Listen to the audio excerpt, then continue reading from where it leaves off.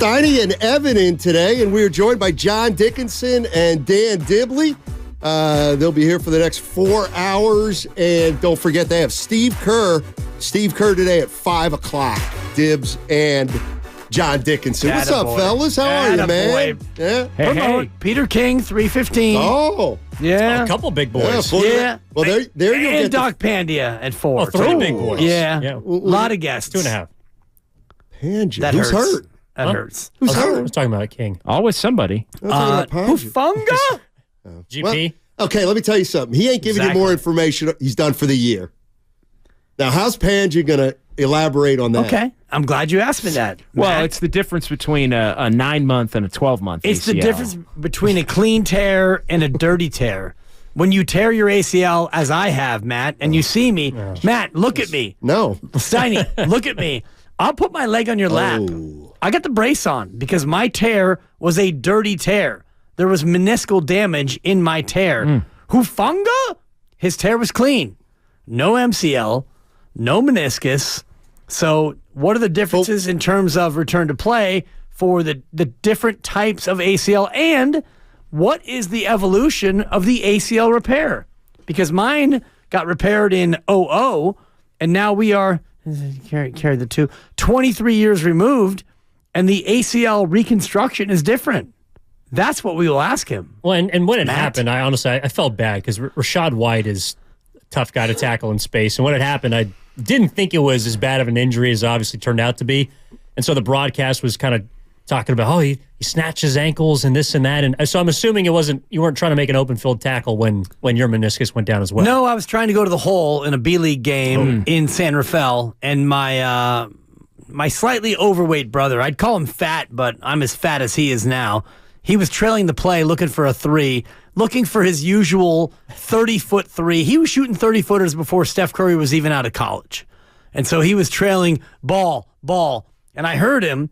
We're down 7 with about 1:15 to go. And I'm thinking, we're going to lose anyway. Quick 3. You got to pitch a perfect game. I'm going to get me mine. So I'm going to the hole. Head down, plant the left leg, and my left knee goes from normal spot to, I don't know, about 7 feet to the right, to the right, and I throw the ball up and scream, and as I'm going down, I put my left arm down to brace my fall so I don't break my face. Fractured arm. Oh. So torn ACL, fractured arm, and my brother, Mikey 1.0 at the time, and now he's sober, he's Mikey 2.0, but Mikey 1.0 waddles up and looks at me as I am crawling on the baseline at Santa Fe High. It's April 15th, 1998, and I'm literally driving my hands into the pavement. I'm in so much pain. And he looks at me, and I look up, and he goes, "It's not that bad." Just stretch it out. Exactly. Rub some dirt on it. Totally. This is why I don't play pickup sports. Like, honestly, I'm so fearful. I'm not that old. That was my last day of playing basketball. There you go. That was it. Yeah, I'm never going to get hurt Because you playing pickup basketball because you've it's over. tapped out. No Well, chance. and you're smart now. I mean, now You just get shots up, right? Like you just Not even Not anymore. even He's not even anymore. going to play knockout. Pickleball. Did you take the hoop down yet? No. In your house? No. In your backyard, can you make a pickleball court back there? probably Close. Just a little short. Yeah. Just a little short. Either way, right? But you can still play. It's not the exact It's game. pickle light.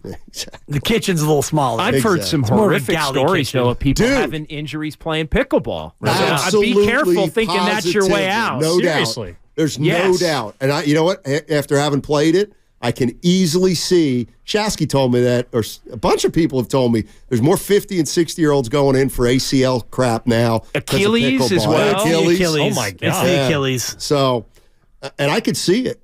There's a lot of short, choppy steps. Yes. A lot of choppy steps. Yes. When you serve and you try to come up to the kitchen, it's chop, chop, chop. Yeah, the Achilles is the one that's a little bit more vulnerable. So let's talk a little Warriors. They win last night, 121-116. Oh, they're back. Please explain. That was They're not. I mean, that's kind of the umbrella of our show is they're back, ... or are they? Because Gotcha. last night was, I think, a good example of what they can be in terms of they don't have Draymond, but Clay was taking mostly good shots. Wiggins was mostly aggressive. Steph was doing Steph things. Defensively, they were pretty solid. They didn't turn it over a lot. They beat a team that is, it's Houston. Houston's not what Houston was, but Houston's not Denver. They're not Phoenix. Yeah. They're not Sacramento. They're not Oklahoma City or Minnesota. Correct. Houston's probably like an 8, 9, 10 this year. Yeah, they're hoping they're a play-in team. They're probably going to end up in the mid-30s. So to me, the headline, better than they've been. The headline for our show, and JD can elaborate on this so much better than I can, but the Warriors are back, ... or are they? Question mark. That's kind of where I am. JD? The uphill climb back to 500 continues. Once you get 2 under, I think it gets a lot. As silly as that sounds this early in the season, you got to just get back to 500 to be taken seriously. And so they go in last night 6-8. I thought they played a really nice game. Klay Thompson seems to always hit threes against the Rockets. The Warriors hit threes against the Rockets. They had 2 or 3 of their best three-point shooting games last season against the Rockets. Their top 2 three-point shooting games this season are against the Rockets and Klay Thompson's as well. So it's a nice win, but the climb back to 500, you're 1 under, and you're going to Phoenix. And so if you don't win that game, then you're 2 under, you're right back in the same spot. To me, not to give you everything for the whole show right now. We got 4 hours. It feels like they're a different version of the same right now from what they were last year. Like maybe it's a better version, but you look up and you're under 500. Right. And to me, the worst thing, I was talking to Evan about that, the worst thing this team could be is talking about how they're going to get it together. We're going to get it together eventually. Everything's going to be fine. Talk to us in March. And they haven't quite gone there yet, but it feels like unless they can get on some kind of run here in the very near future, we're going to be talking about, nobody's going to want to play us. Nobody's going to want to play. If we can just get that 6 seed, which is exactly what they were doing last year. And to me, if that's what this thing turns into, then they're not winning a title if that's what it is. So no, I think that's a really good point because something we were kind of kicking around is if you're talking about Magic or hoping they can recapture something from the championship, you're like, do you think it's closer to that or closer to last season? And I think the way you put it is it's the same, but it's different. And it's not that, I think this is a different roster, and I think they play even a different style of basketball than last season, but the inconsistencies, or I guess the tone of identity or a lack thereof, I couldn't tell you what type of basketball team they were last year throughout the season. And a lot of it's due to injury, it's due to guys not playing very well, it's guys being up and down. But all those things are, yes, there's no punch involved to set the tone, but all of those things could still be prevalent throughout this season as far as a guy being out here and there, someone missing a back-to-back, someone missing 2 or 3 games, you having an up-and-down shooting night. All of those things are not as glaring as the issues glaring as the issues last year, but it doesn't mean that they're all of a sudden just out of the hole. They do have a lot of work to do. I think they're better than they were last year when they have everybody. But are they going to have everybody enough to where they can actually be better? Because I think, and Steiny, we've talked about this when I've been on with you guys on some of these Monday hits, I really think this team is going to be almost they can't beat anybody if Curry's not playing. And there were a couple of times last night, this isn't going to be you can be 500 without him or 16-14 without him. This is like if you had to play 26 without him, you might win 5. Right. Yeah, wow. And so if you do that, how are you going to make that up when you are you going to be 30 games over 500 in the other game? I mean, you're not. I mean, at that point, you have to be 40-10 or something like that. Well, the other thing that scares me, I mentioned this yesterday, and it is not a shot at Steph Curry, but so they lost 6 games. I don't think he played in 2 of them, but then in the games he did play, one night he was 6 for 17. Not terrible, but not efficient. 9 for 24. He was 11 for 25. They lost all those games. So that tells me, man, you're telling me they can't win a game when Steph does that? That means the only way you can win games is if Steph is 12 for 19. Well, then we got then we have a real problem. And they're having a tough time winning games, Dibs, when Klay Thompson is 5 of 16. Right. Or it's kind of the same of his bad games, killers. They can't win when he's bad. And you've always said that Clay's bad games, last 2 years, they're losses. And, those games are losses. And if you don't have Wiggins, stepping up and playing better, he's played better the last couple of games, but playing like he's played. And then you look at that next level of scorer where Jordan Poole was a guy for all his warts who might be able to get you 22 or 26 on one of those games and steal a win. You don't have that. So who do you have in that second unit or that second level of scoring right now? Because Chris Paul's not that. Chris Paul is very efficient, and he is the adult in the room, and he can distribute, and his three-point shooting has gotten better, but it's still not, to the point where you would look for him to score. And you guys made a good point earlier in terms of three-point shooter that you're going to have to really close out hard on. It's Steph and Clay, and that's it. Unless you want to, unless Saric gets 3 or 4 in a row, and Steiny was a little bit overdramatic in saying, Kuminga needs to hit 9 in a row. Yeah. I mean, I thought that was a little dramatic. I don't think Kuminga can make enough threes for him to ever be guarded right now on the three-point line. I think that he would have to hit 3 or 4 in a game, and then 3 or 4 the next game, and then the scouting report comes out where it's like, you know what? This guy's actually hitting them, and then you'd have to do it for half a year. Well, and you could be right, though. But I think that's the bigger point about what JD's saying is if Steph is ordinary, no doubt, and Clay's not otherworldly, what are you going to do in terms of getting 110 to win a game? You're listening to 95.7 The Game, KGMZ FM and HD1 San Francisco. Always live on the free Odyssey app, Twitch and YouTube, powered by First NorCal Credit Union. I mean, the other thing is Chris Paul is he's a guy who he can make them, but you don't really need to guard him because he doesn't want to take a lot of them.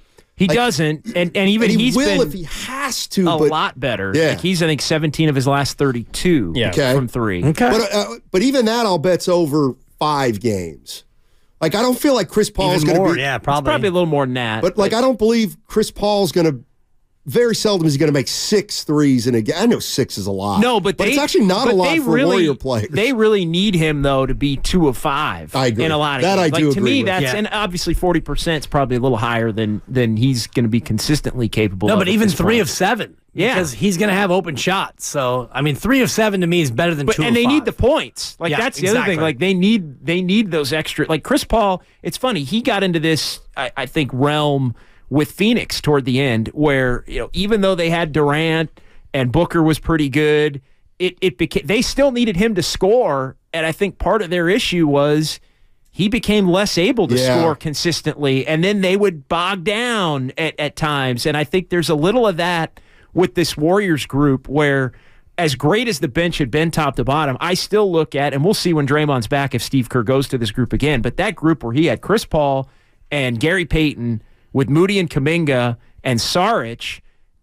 look, the numbers have said the bench overall has been dominant, but there have been a few individual games where that 5 could not score at all and flip some games to the negative, and Kerr made some adjustments, whether it was Wiggins or Klay Thompson in the second half, to try and get it on track, and they performed better. But that, as much as they're riding on that group, that group's going to have nights against other teams where they can't get it done either, and you're going to have to try to overcome it. So, that's why I wonder the ceiling of this team. Is it going to be based more on what they do offensively or defensively? Because they they have questions on both sides of the ball. But to me, during the championship year, they were pretty.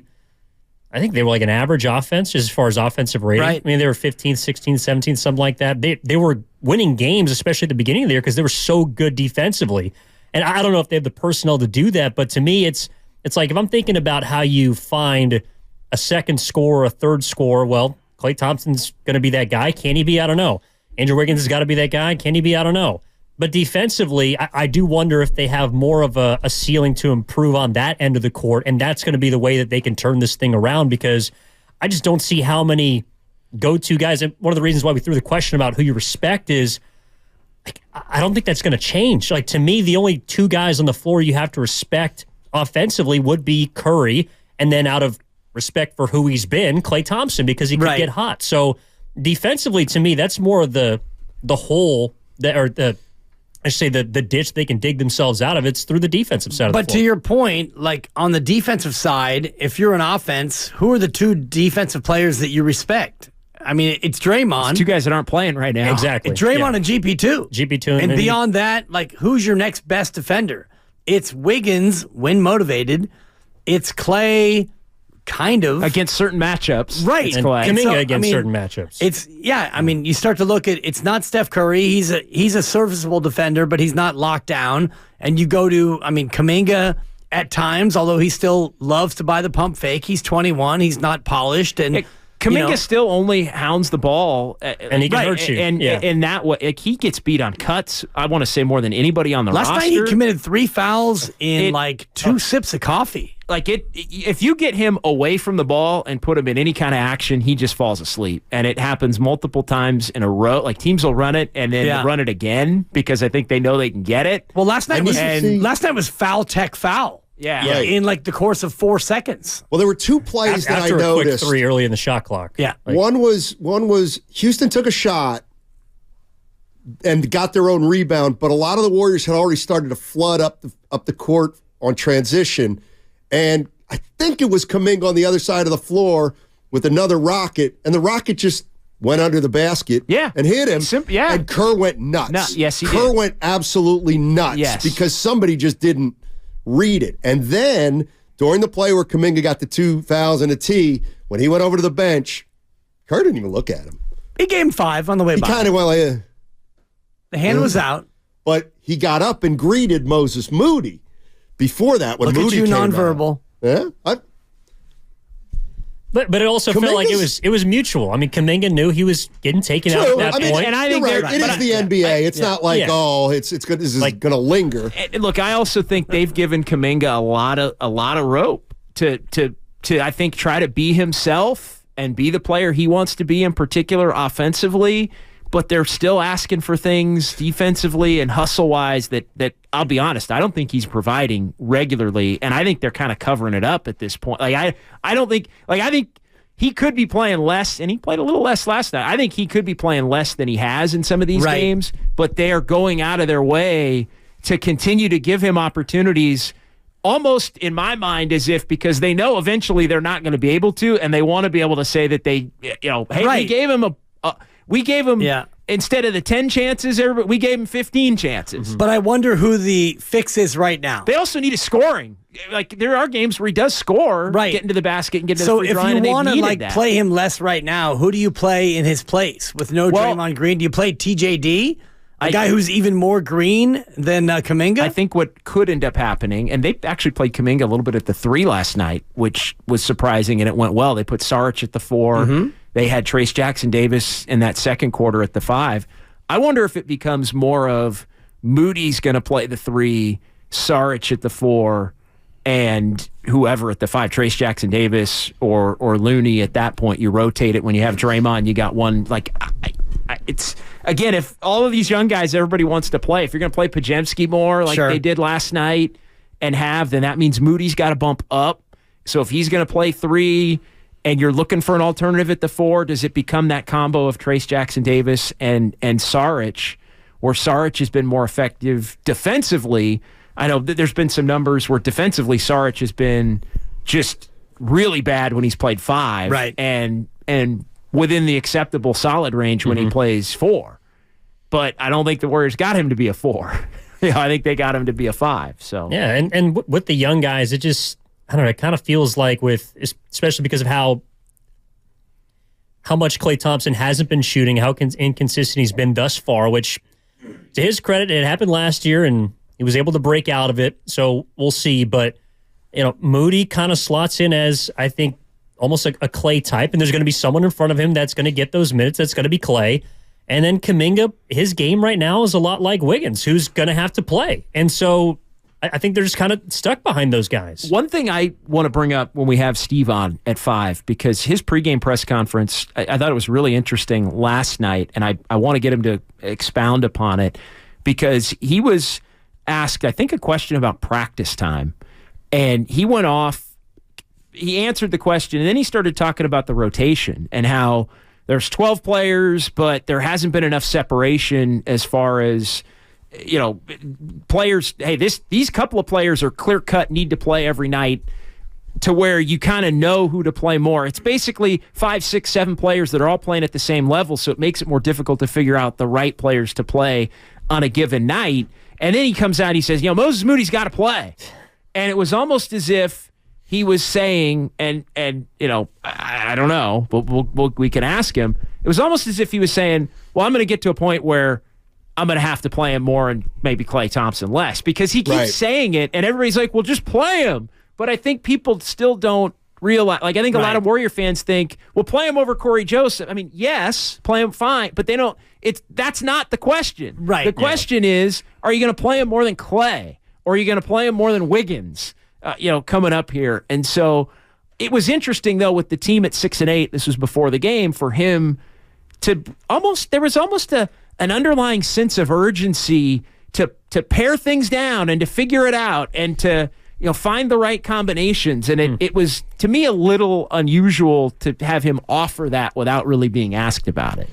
I mean, the one thing with Klay that I keep thinking about is, and I don't even know how you would ask this question of Steve Kerr, but if Klay is being more discerning, and I know he took a couple bad ones last night, but if Klay turns into a guy who plays 30 minutes a night and is kind of efficient, 6 for 13, 3 for 7, is that do you really want that? I think you can win with that, and I think to your point. See, I wonder. I think the Warriors. It depends on what the other 18 minutes are like. I think the Warriors won with that basically being his line in the first 8-9 games. Oh, I thought you were going to say 2 years ago. I think even the first 9 games, if you average it out, he was about that. Like, I don't think he was terrible. No, I don't either. The first 9 games, and I know you made the point that he's really trying to play within himself. It feels like it. Which I think.